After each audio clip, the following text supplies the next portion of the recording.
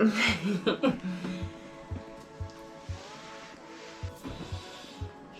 right, so the bag is packed. We still need to add a couple more things in here, just little things. But we weighed it in at 20 pounds to get us started with, which is good because last night it was 27 pounds, which was a little extra heavy and I didn't have any extra wiggle room. Definitely want a little wiggle room in case I want to like buy stuff along the way. And then I'm packing this bag for my friend, my co-facilitator, Aubrey. She's going to be bringing this to meet me in Bali, which will be helpful because I'll be hosting a retreat. I'm just needing a little bit of extra clothes for that part of the journey specifically. And like I have things like my tote bags for the guest and things that are just going to make the experience extra special. So that's going to meet me there. But for most of the journey, I'll just have my 50 liter and my 18 liter on the front. This will be my carry-on and I'm going to check this on the plane. So I'm just finalizing things right now and getting things ready to go because I leave in, I don't even know what time it is, but I leave tonight at 8 to head to the airport and my flight's at midnight basically. I'll head out to Dubai first, that's where my layover is, and then I land in Nepal September 3rd at 8 a.m. Precise timing. What do you miss? How does it feel to condense all of your life into 2 bags? It feels like I have way more shit than I need at home. Like I'm just looking at my life and realizing that, yeah, I really don't need much. And even today we had to like take some extra things out of this bag. So I'm just realizing that like I really don't need a lot. We'll see how it feels when I'm actually out in the world needing to, you know, be in the hot, sticky weather with only a few pieces of clothing to change in and out of. But we're gonna make do. Lesson number 1, you didn't even need to leave home. Just need to pretend like begun. Yeah, it's begun. Sure. You just gotta pretend like you're leaving and then, you know, get all the lessons. What are you most excited about? I'm most excited to immerse myself in a new culture, in a new land, and to connect with like Nepal being the birthplace of Buddha, India, this place of where yoga was born from, and just connecting with all of these great, rich lands and cultures that have always spoken to me in subtle ways. And that's where the call really started originally was, okay, it feels like they're doing something right and I want to learn more about what they're doing and how they're living, because I want to integrate more of that into my life and my community and my home. So I'm hoping that I can learn from teachers on the street, strangers, friends, and see how the lessons appear and just being open to receive them. Do you have goals or missions in mind when you're traveling? I mean, my goals are like, again, to meet teachers. Like I've just recently been praying before my trip, like, please put me on the right path to find the teachers that are going to support my journey, my process, my life right now. So my goal is to find teachers of wisdom. My goal would also be to like not get sick is also a huge thing for me. I'm really hoping that, you know, I know that I'll be away for 4 months, so I'm sure some hiccups will happen along the way, but I'm really hoping that there's, that I'm divinely protected throughout the journey, so I'm not getting sick or hurting myself in a way that, you know, alters the trip. So a goal, not to get hurt, to find teachers and to be present, to not like try and be doing too much or filling my time and my space, or to be focused on the next thing and the next thing, just to be where my feet are and really soak in what's happening around me, and not be needing to look for the biggest tourist attraction, but just sit myself down in a regular square and people watch and be present with my day, and hopefully I can kind of get into a rhythm of like normal daily living, again, rather than having to be like a tourist or a traveler. Like I really just want to sink into the culture and the land and just kind of be like a fly on the wall. Why right now? Because I'm free. I have the space right now. I don't have like responsibilities like kids or a job that I can't leave. I am very blessed and privileged to be in a space of my life where I am able to go, I am able to take the journey, and it's going to benefit where I'm going in life.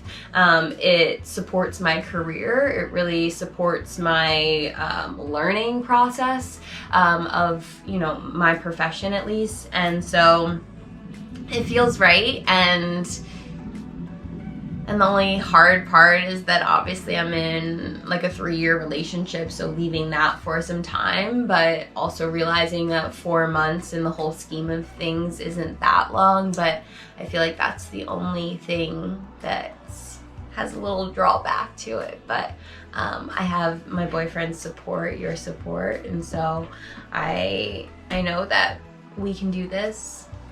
So yeah. What are your biggest fears, or fears that other people have projected on you for this trip? Well, those are different. So I'll start with the fears that other people have projected onto me, which is that like I won't be safe, right? That it's dangerous, and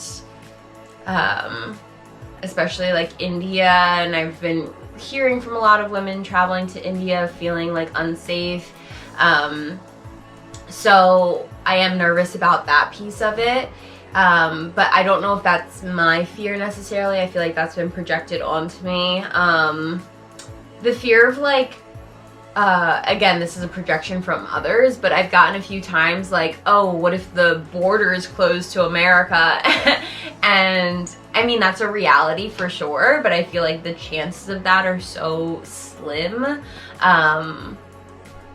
So that's not really a concern of mine right now. I know that there's no perfect time to travel, right? There really never is. There's always something that could hold us back.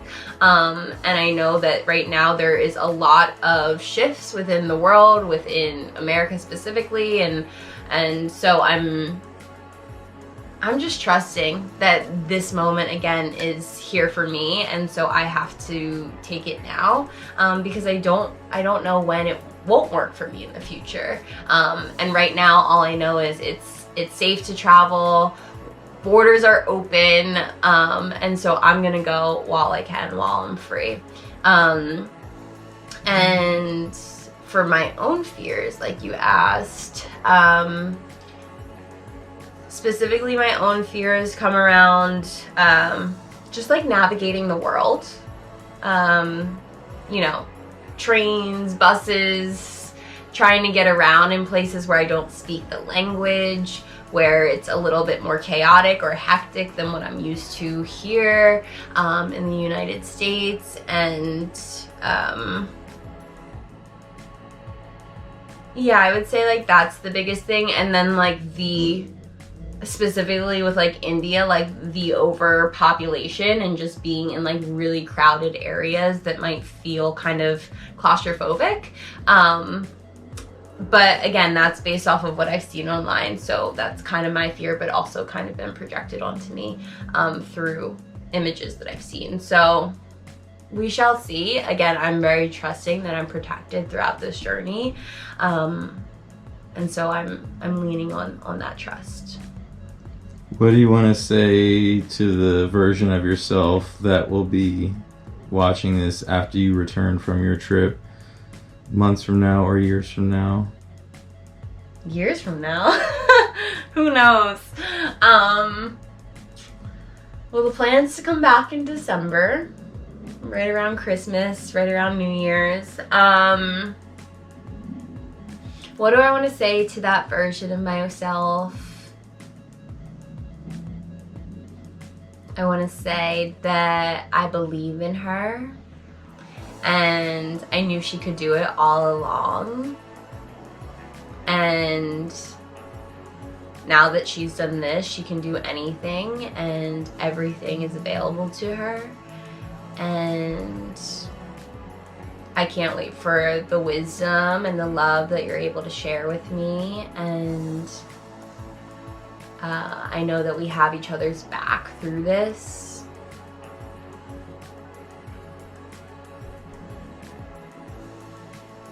And everything is about to change for the better.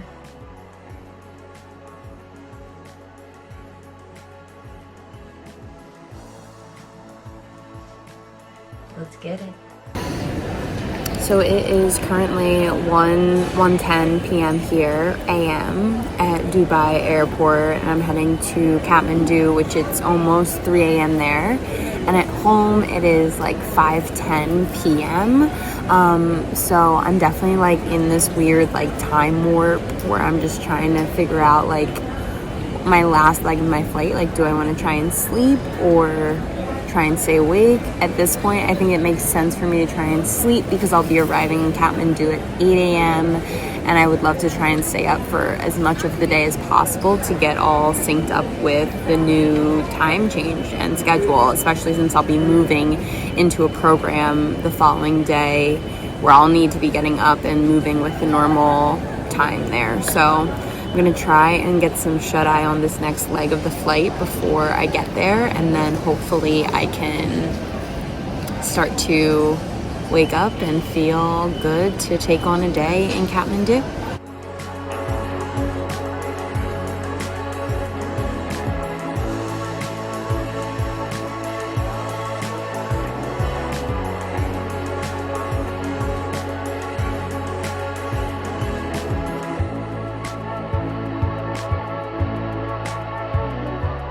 Okay, we are here in Kathmandu and I'm tired, and we just got in not too long ago, but I wanted to show you my room that I'm staying in. It's really small, it's really simple, but I like it. So here it is.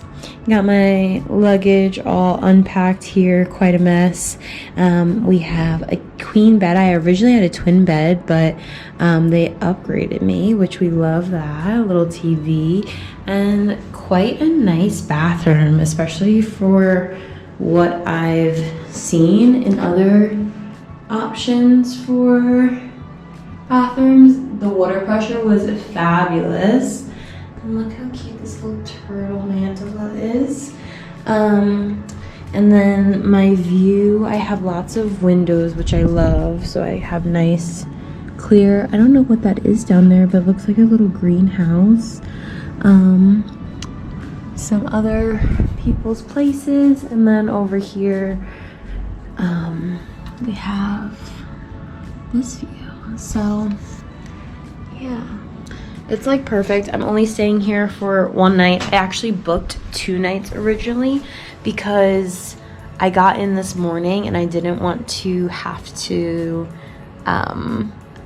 like just wait. Like, I wanted to be able to like come in and just sit my ass down and shower and all of that, which I've already done after traveling for over 24 hours. I'm exhausted. I'm wanting to go out and like explore the town a bit, but I also have like over a month here, so I'm really not feeling like pressured to go do that right now. I'm just feeling like I need to support my body the best way I can. So I just had a bunch of electrolytes. I just ate breakfast and had some watermelon juice that they had an offer. I just wanted to come and like sit, and honestly it feels really safe in here in my room, in my little bed. And not that it doesn't feel safe outside, but it just feels a lot, especially when you're already jet lagged going out into a new place. it feels shocking. I already have felt a little bit. I've never really felt full culture shock. I already felt a little bit of that today, just stepping off the plane and onto the bus. Like, standing on that bus was the first time. It was like the airport shuttle bus, but that was like the first time that I was like, whoa, I'm getting a little bit anxious and feeling like I'm really far away from home and like I'm alone here, and that's a scary feeling.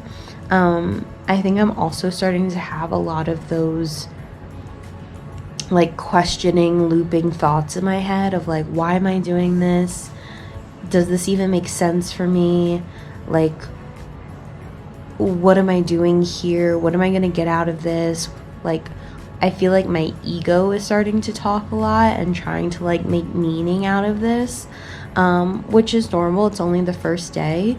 So I hope that like with giving it a few days, getting a little bit more at ease, dropping into a course with other people and all of that will like help kind of soothe some of those noisy thoughts, because they're a little loud right now and uncomfortable, which is fine. We knew we were going to have some of that, but I decided to come back into the room and allow myself to ground instead of pushing myself on the first day when I'm exhausted. So here I am. I'm probably going to hang out for a little bit, at least let my phone charge up, because that was also another reason. My phone was starting to die and I was like, don't want to go out with my phone dead. So we are going to wait for that and then hit the town.